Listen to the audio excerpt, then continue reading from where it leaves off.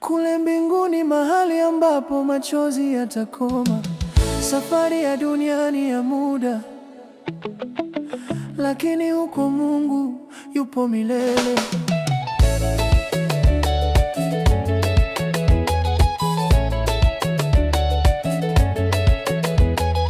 Kule mbinguni nitamwona Musa alivyoongoza watu jangwani pasipo kusita.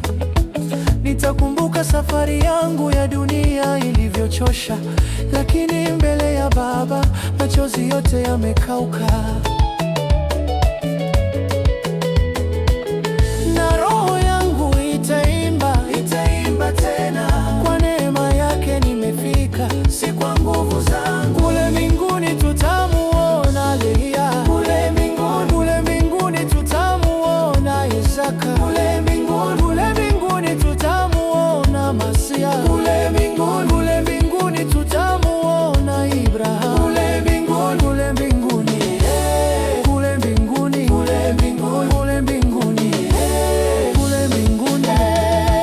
Njia yangu hapa duniani ilikuwa ngumu sana, lakini mbinguni ni raha na amani ya Baba.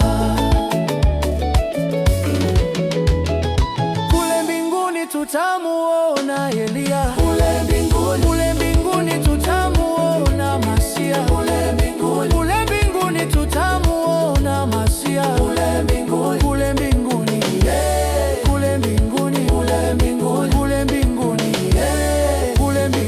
kule mbinguni.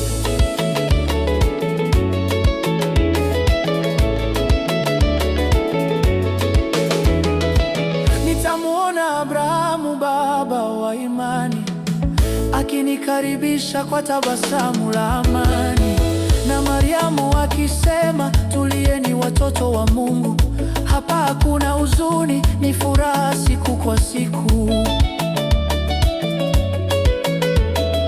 Kule mbinguni kutakuwa na meza ya uzima, tunapokea taji zetu mbele ya mwana mpendwa. Hakutakuwa na maumivu wala machozi ya uchungu, ni raha milele, mapumziko ya tangu mwanzo. Hapo nitainama mbele ya kiti chako cha enzi, nikisema umekuwa mwema, umekuwa mwema. Na malaika wote wataimba kwa sauti moja, takatifu, takatifu ni Bwana milele.